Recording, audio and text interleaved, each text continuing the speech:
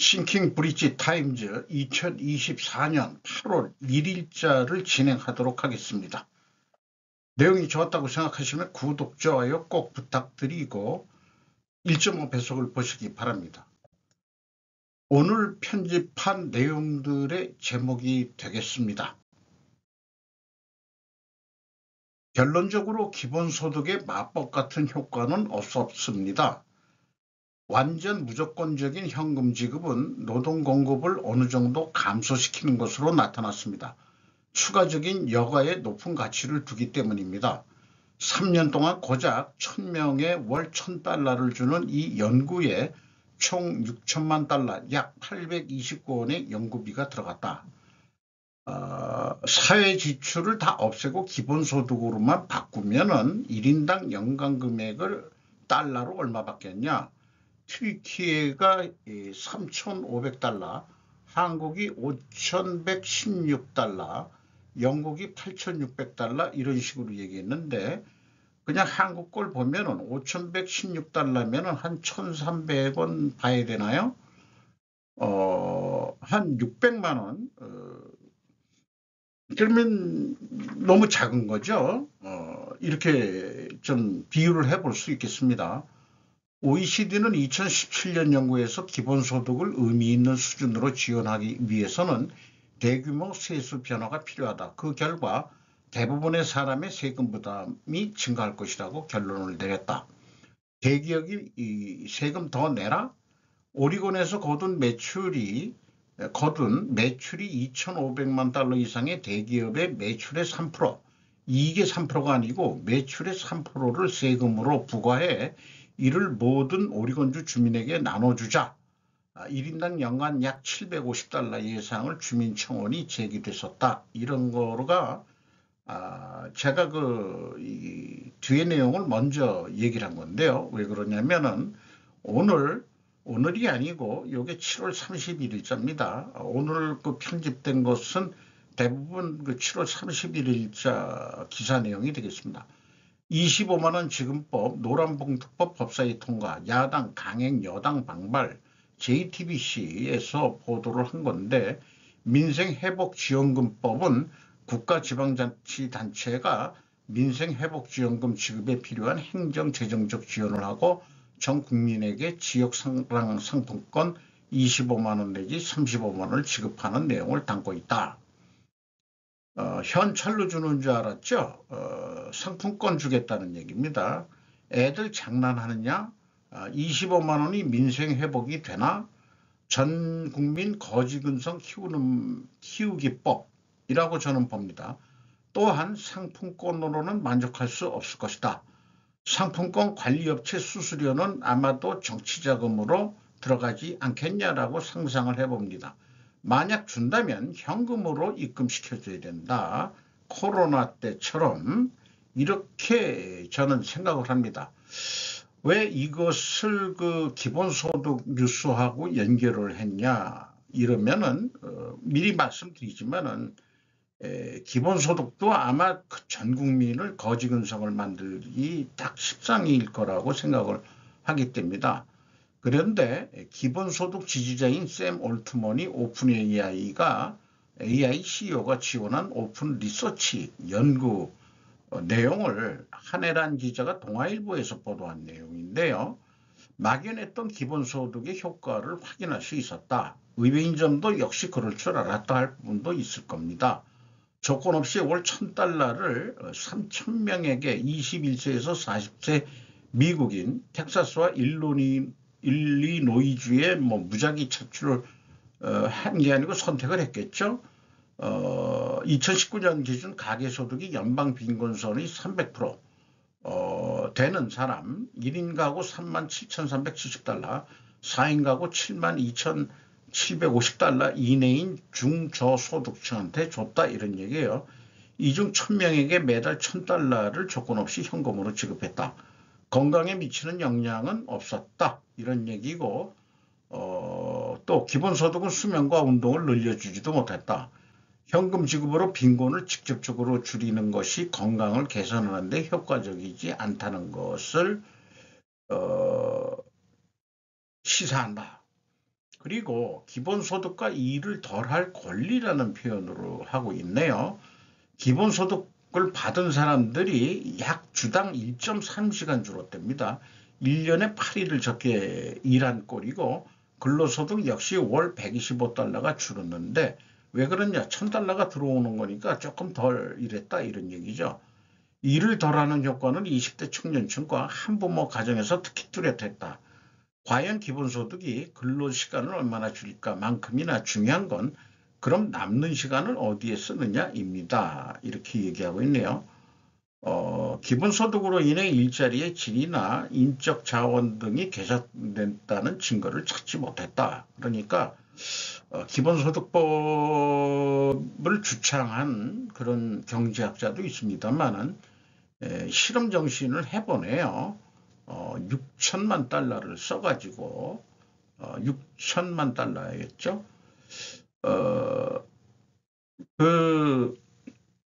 이런 거하고 그 이번에 그 25만 원 지급 이거하고 성격은 다르지 않을 거라고 생각합니다. 공짜로 저는 들어오는 돈은 금액의 저하를 구분하고 똑같은 그런 걸 거다. 이렇게 좀 비유를 해보고 싶습니다. 도요다의 시정명령 인증비리 7개 차종 추가 확인했다. 지지통신 사회부에서 경제부가 아니고 왜 사회부에서 취급을 했나 모르겠어요.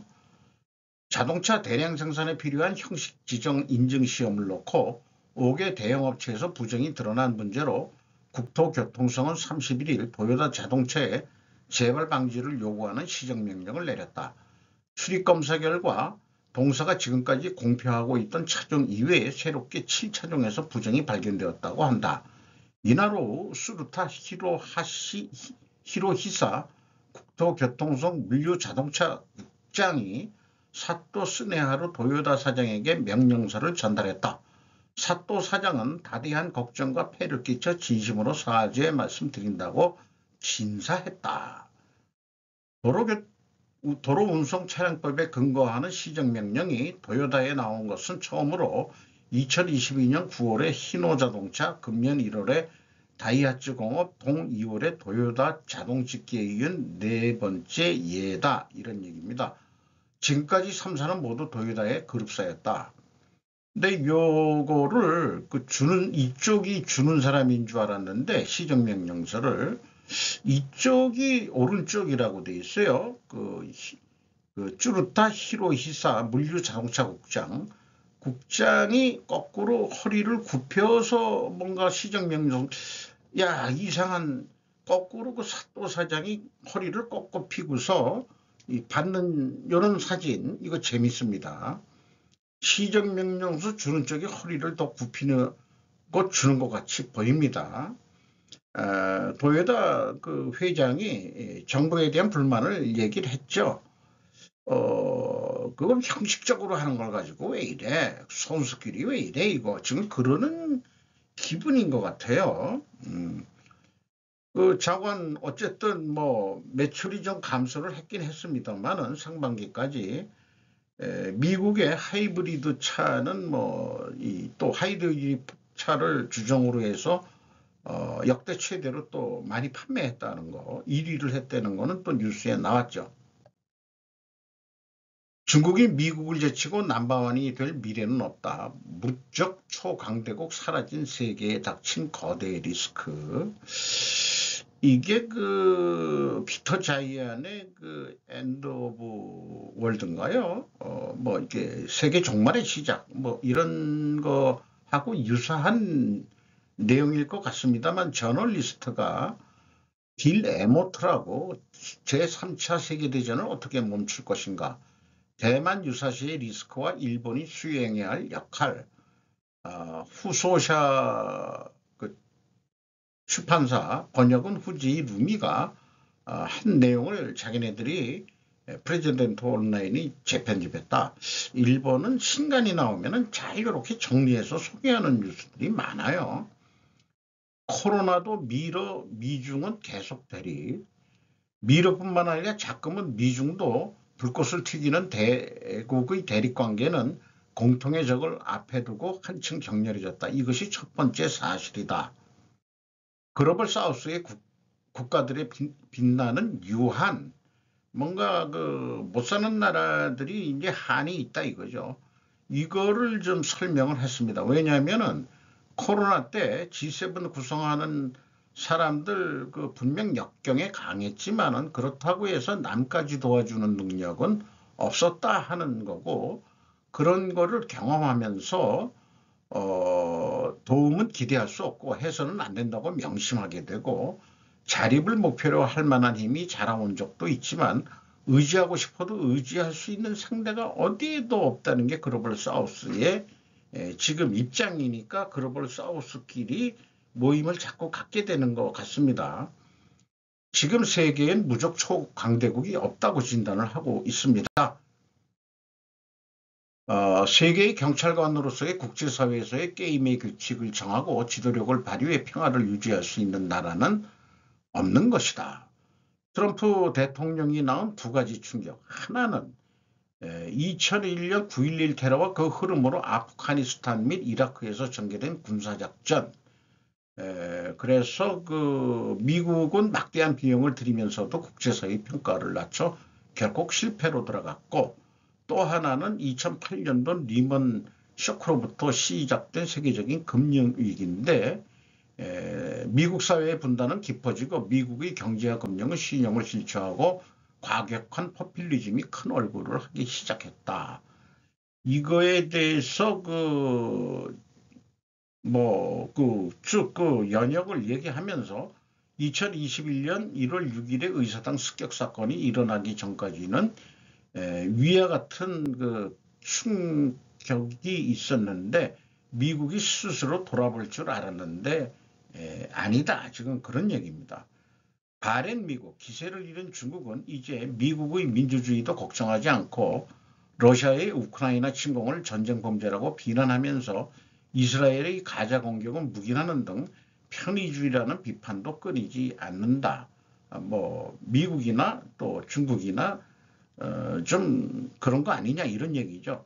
미국을 필두로 하는 서양의 쇠퇴는 중국의 상투적인 말인데, 미국의 경제와 기술은 기세를 꺾이지 않고 있지만 정치와 사회의 팽배함을 보면 거짓말이 아닌 것 같기도 하다 이게요. 그 미국의 쇠퇴와 유럽의 쇠퇴는 10여 년 전 중국이 향하는 곳에 적이 없이 돌진 중이었을 무렵 아주 중국이 그냥 전 세계를 휘어잡을 것 같이 했을 때 중국은 지금 경제성장의 두 나라고 하는 힘줄에 빠져 있는 것처럼 보인다. 지금 중국 경제가 디프레이션으로 지금 나락으로 내려가려고 하는 중이죠. 부동산 거품 꺼지고 실업률은 급상승하고 있다는 얘기는 여러 뉴스로 나왔고, 결론적으로 여기에서 또 하나 했던 것은 중국은 테크놀로지도 구사의 도시 공세를 실시하고 국경을 폐쇄하는 제로 코로나 정책을 단행했다. 요게 좀 중국은 문제였던 것 같기도 합니다. 물론 이제 과학적인 사고방식으로 그 첫 단계라는 게 차단하는 거죠. 그걸 한 거예요. 그러니까 사회주의 국가주의 중심이다 보니까 그게 강제적으로 됐는데, 그게 이제 결과는 안 좋았다 그런 얘기예요. 그런 것 같이 느껴집니다. 또한 부동산 위기로 생긴 손실은 대부분 국가가 떠안을 수밖에 없는데, 그것이 국유은행 제도의 채무 탕감이자 구제 조치라는 것이다. 이런 것 때문에 또 인구 감소와 고령화, 장기적인 요인도 있어가지고 2008년 리먼 쇼크 때와 달리 공공 잊어버렸습니다만은 경제를 지탱할 수 있는 여지는 그렇게 쉽지가 않다. 그런 얘기입니다. 중국이. 일본도 겪은 디프레이션과 저성장이 기다리고 있다. 지금 중국에서 일본화가 진행되고 있다고 하는데, 물론 좋은 뜻은 아니고 일본과 똑같은 디프레이션은 아니고 차이점도 많이 있지만은 이 비유가 적절한지는 미미하다 이렇게 표현하고 있네요. 유독 아시아에서 두 가지 변화가 생길 것이다. 하나는 중국의 횡포에 저항하고 영향력을 피하려는 움직임이 활발해질 것이고, 필리핀 같은 경우 또 대만 얘기도 있고, 또 하나는 중국이 막무가내식 국가주의를 밀어붙이는 것이다. 두 가지가 변화가 있을 수도 있다 이런 얘기예요. 시진핑, 푸틴 공동성명이 가리키는 것. 시진핑 자신도 부패 척결에 나서 인민해방군의 고위관리를 처분하고 외교와 방위의 담당 강요를 교체하고 있다. 하지만 그 이상으로 심각한 것은 소버린체와 1대1로 경제권의 인프라 정비에 물밀듯이 투입해온 자금이 줄어들고 있다는 것이다. 러시아가 정복과 전쟁을 멈추지 않는 진짜 이유, 뭐 쭉 읽어봤는데 가져올 내용은 이 정도였어요. 하지만 침공을 계기로 특수 기능을 가진 젊은이들이 국외로 유출되고 있고 의지할 화석 연료도 결국은 그린 에너지로 대체되는 것을 생각하면 경제 및 재정 기반은 불안하다. 중국의 관심사는 러시아의 플루토늄과 농축 우라늄을 입수해 핵무기 비축을 늘릴 수 있는 것이지 러시아와 우크라이나 전쟁은 큰 문제도 아니다라고 생각하고 있다는 거죠. 또한 이스라엘 가자를 중재할 수 없는 미국이라고 얘기를 하고 있습니다. 러시아와 북한의 근접점에도 마찬가지다. 우정의 부활, 좀 소련이 떠났다가 지금 이렇게 다시 친해지고 있는데 그것이 나라의 나약함이다. 러시아에. 특히 일본은 자국의 안전보장에 대한 염려 등이 증가할 뿐만 아니라 중국이 대만을 침공할 경우 지역 지배를 꾀할 가능성이 현실화되고 있으면은 그 일본이 그쪽 열도가 거의 대만 가까이까지 가 있기 때문에 불안감을 떨칠 수가 없겠죠. 그래서 오늘날의 지정학은 위험을 내포가 있는데 왜 지정학이 위험을 내포하게 되냐면 초강대국이 강해서가 아니고 약하기 때문이라고 그렇게 좀 역설적으로 얘기를 하고 있습니다. 또 이스라엘이 관련된 전쟁에서 미국은 항상 매들린 올브라이트가 말하는 없어서는 안 될 나라다. 하지만 실제로 위력을 발휘하는 것은 항공모함 타격군이나 병기 공여라고 하는 하드파워다. 반면 중계나 설득이라는 소프트파워는 효력을 상실하고 있는 것처럼 보인다. 분쟁의 장에서 그 역할이 사라진 것은 아니지만 앞날을 좌우할 만한 결정력이 지금 미국이 없다. 이란 국내 지배체제는 말기 상태다. 이렇게 얘기하고 있고요.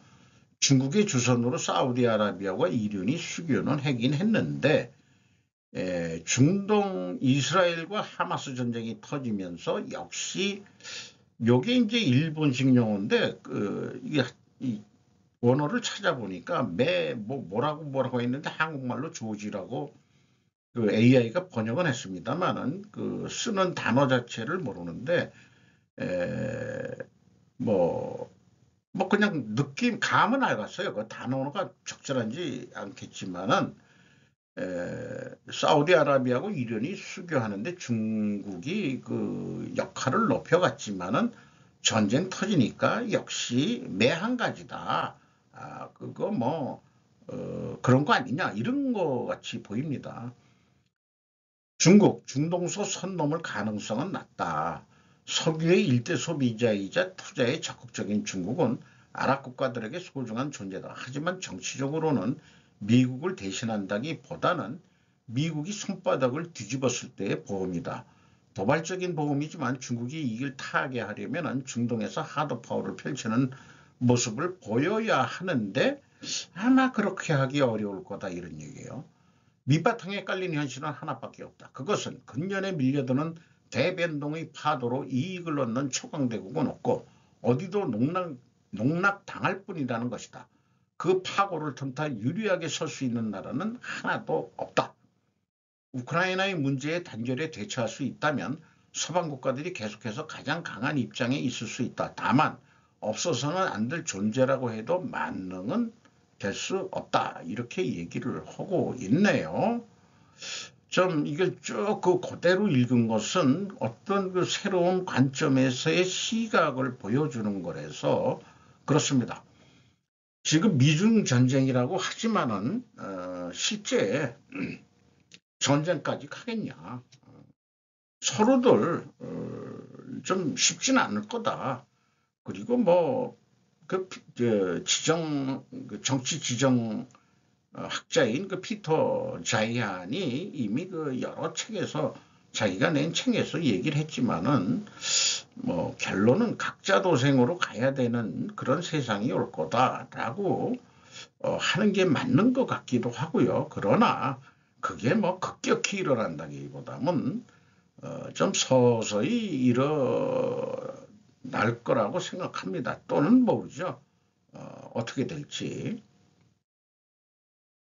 미 대선의 이변, 민주당 아성 노조로 거세지는 트럼프 지지, 도요타 등 일본 기업엔 역풍. 뉴스위크 일본판입니다. 미국에서 강한 정치력을 가져온 노동조합의 지각 변동이 자국 제일주의에 이끌려 공화당과의 거리가 그 어느 때보다도 좁아지고 있다. 가타니 규이치 경제평론가가 기고한 글입니다. 뭔 얘기냐? 민주당하고 노조하고 친했는데 트럼프가 미국 제일주의를 하고 그 다음에 이제 그 제조업이나 뭐 이런 걸 다 리스토어링을 해가지고 미국인들 노동자를 써라 이렇게 이제 얘기를 하니까 그러면은 그 민주당하고도 얘기했지만은 예를 들어서 현대차나 그 도요타 이런 공장에 노조를 만들어라. 또 요즘 2차 전지 그런데도 해야 된다. 그래서 그 철강 노조나 자동차 노조가 미국은 원래 그 북쪽에 있는데 지금 남쪽 애들 짓고 있잖아요.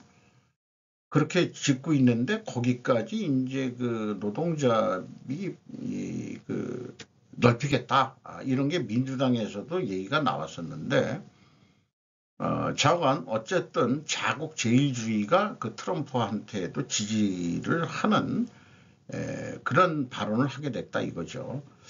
자국 중심주의를 내세워 국가 권력에 의해 외국계 기업을 배제하고 자국 노동자의 권리를 보호하겠다는 것은 모종의 사회주의 정책으로 미국 사회에 큰 변질을 시사한다.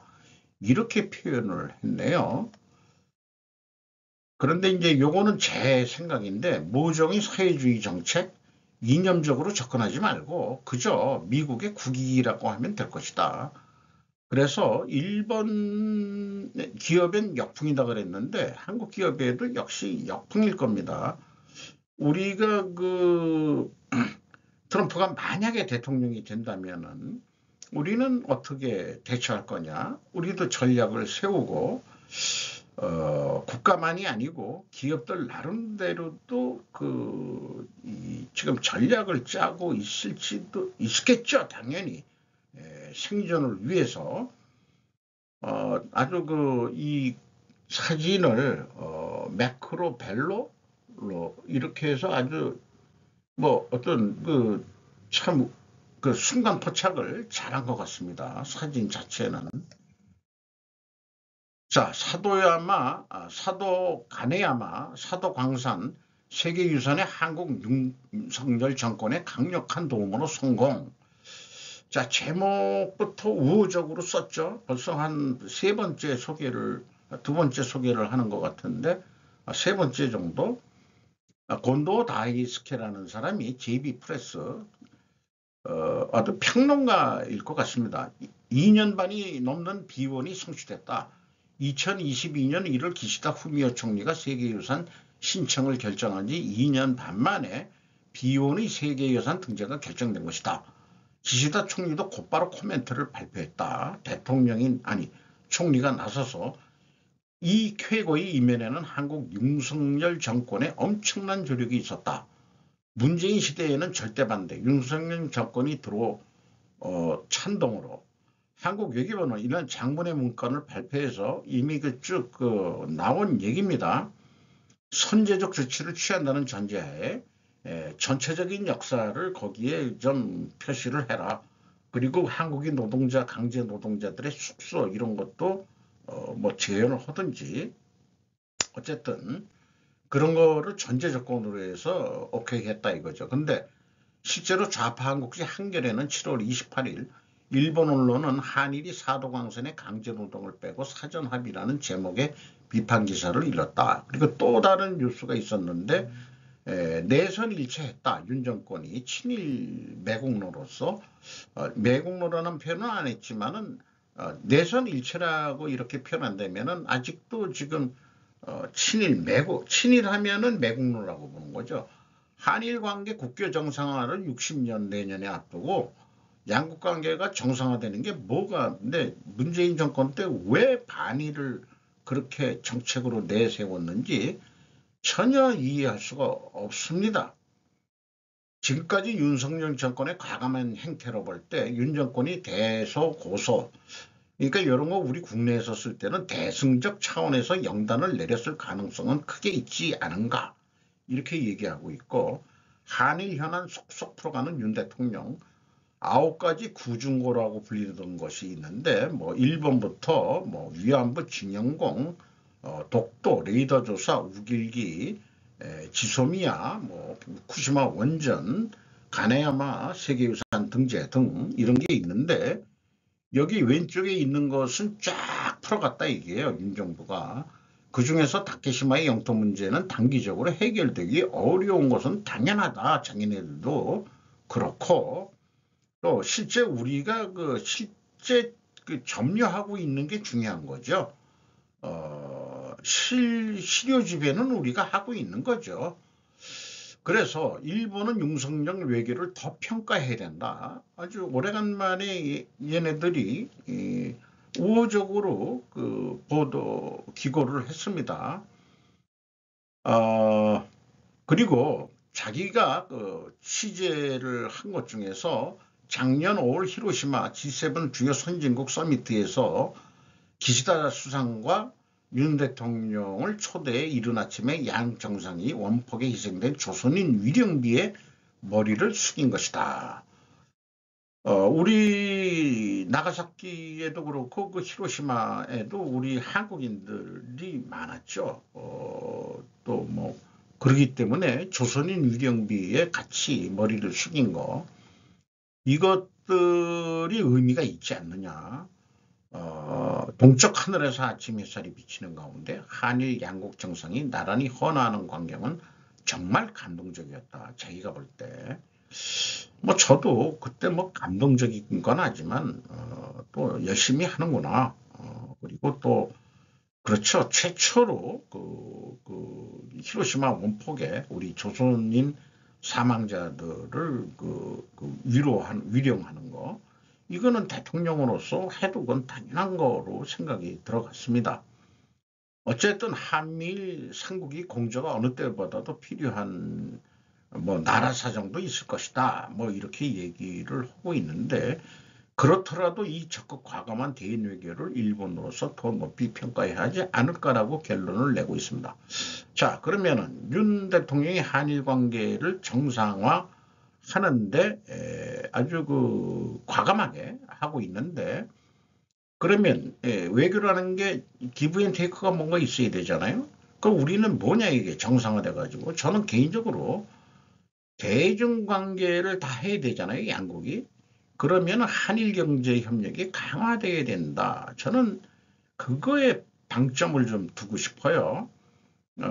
대중국에 대해서는 한일이 같은 목소리를 내면서 또 한일 간의 경제를 힘을 합쳐야 된다. 이렇게 생각해 볼 수밖에 없을 것 같습니다. 그게 중요하지 않을까, 그런 얘기죠. 박씨라고 그랬는데 주일대사 기용 발표 지일파 연구자 한국 시사통신에서 한국 청와대가 아니지 대통령실이 31일 새 주일대사의 박희 61세 국립외교원장을 임명하는 인사를 공식 발표했다. 박 씨는 한국을 대표하는 일본 연구자로 윤석열 정권의 외교 브레인으로 통한다. 윤 정권에서는 현직 윤덕민 씨에 이은 두 번째 주일대사가 된다. 내년에 한일 국교 정상화 60주년을 맞이하는 가운데 대일 관계를 중시하는 윤 정권의 외교 정책을 지탱해 양국 관계의 한층 더 발전을 담당할 것이다. 이게 이제 사도광산 문제, 한일 관계 구중고 해결해 가는 거, 이런 거하고 다 연결이 돼 있는데,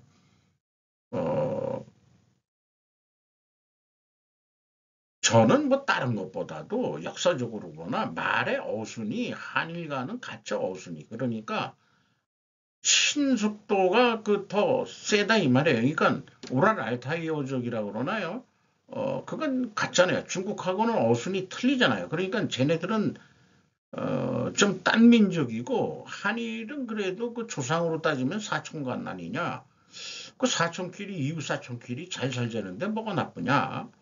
지금 이런 식으로 좀 고대사 쪽으로 친연도를 찾지 최근 세사에 우리가 이 36년 압제를 받았던 거에 대해서는 우리의 불행한 역사고 우리의 자존심도 꺾이는 얘기지만 그 과거에 연연해서 뭐 할 거냐 이런 얘기예요. 그러니까 고대사 쪽으로 우리가 교류하고 친숙도를 살 수 있는 그런 것들을 찾아가지고 지속적으로 어, 일본도 잘 살고 우리도 잘 살고 하는 길을 찾아야 되지 않겠냐. 이런 얘기예요. 제 뭐 개인적인 생각이 무슨 보수적입니까? 아니면은 레프트적입니까? 에, 이 대목에서 잠깐 얘기하자 그러면은 제 뭐 동창이긴 하지만은 자기가 술자리에서 언뜻 저하고 대화하면서 그러더라고요. 다음에 너하고 같이 안 봤으면 좋겠다. 왜 그래? 그랬더니 야 내가 한결에 대주주거든. 그래? 네가 그렇게 돈을 많이 냈어? 그랬더니 근데 뭐 내가 그 술 한잔 먹으면서 얘기하는 게 조금 보수적으로 들렸던 모양이에요. 내가 볼 때는 나보다 엄청 잘 쓰고 강남에 빌딩도 가지고 있는 놈인데 이게 강남 좌파라고 그러잖아요. 캐비어 좌파. 이거 사상은 사고방식은 경제 수준 문제하고 틀립니다. 요즘 그 좌파 진보 애들도 돈 많은 애들이 많아요. 그런데 사고방식은 그렇게 돼 있는 애들이 꽤 많은데 또 거꾸로 못 살수록 보수적일 수도 있다. 뭐 이런 얘기도 없지는 않습니다만은 요즘 우리가 젊었을 때 그 독재 정권 하에서는 누구도 그 진보적인 생각을 가지지 않은 사람이 어디 없었겠습니까?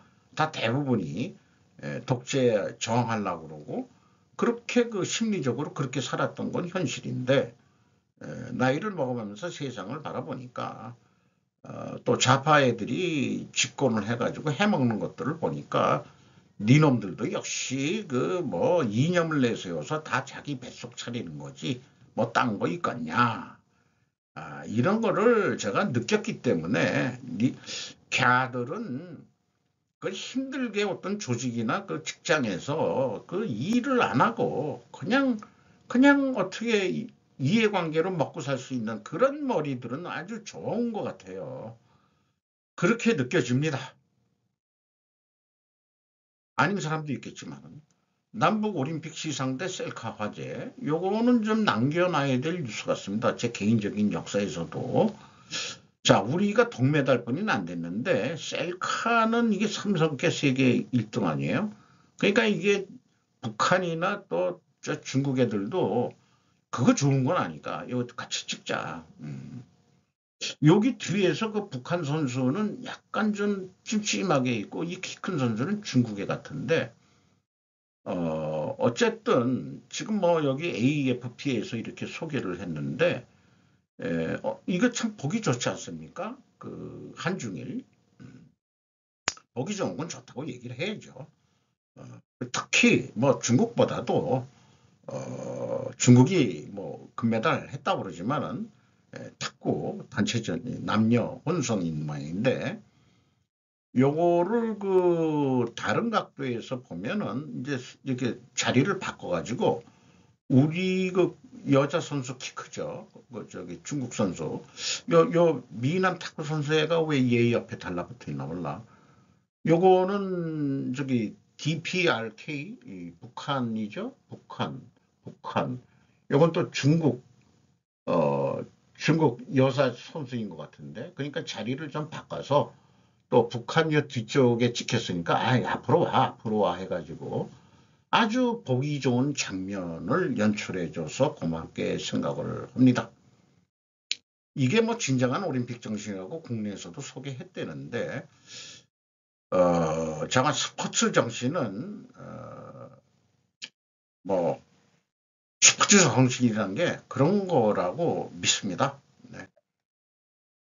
장례식을 뒤로 한 채 트럼프 집회에서 희생된 소방관의 가족들은 슬픔에 잠기기 시작합니다. 트럼프 저격 사건에 희생당한 그 소방관 출신 장례식 운구 행렬이 수십 대가 이렇게 장례식장으로 가는 장면인데 그 후에 장례식을 치르고 뭐 여론이나 뭐 이렇게 얘기하는데 그 뭐 이런 위로를 위해서 모금 활동을 한다든지 뭐 이런 것들이 의외로 왜 여기 슬픔에 잠기기 시작하냐 그랬더니 그 소방관 이름을 팔아가지고 뭔가 그 모금단체를 만들고 뭐 그런 건 다 사기꾼으로 그 이 희생자 가족들은 생각합니다. 우리 귀찮게 하지 마. 자기네들이 뭐 사인을 해야 돼. 귀찮게 하지 마. 우리는 슬픔으로 그냥 끝낼 거야. 뭐 이런 또 뉴스인 것 같습니다. 참 세상에 어떤 뭐 하나 생기면 그걸 위로로 해서 뭘 모금단체를 만들고 하는데 사기성 있는 그런 게 많다. 이런 얘기인 것 같습니다. 그 소방관은 자기 가족을 그 보호하기 위해서 그 하다가 총을 맞았다고 그렇게 소개가 됐죠. 자, 8월 1일자 주로 이 7월 말일자 뉴스로 대부분 편집을 했습니다. 또 파트 2가 또 내일 중요한 뉴스들, 제가 역사 기록으로 남기고 싶은 것들, 생존 역사에서 그런 것들이 또 있을래는지, 또 그 다음에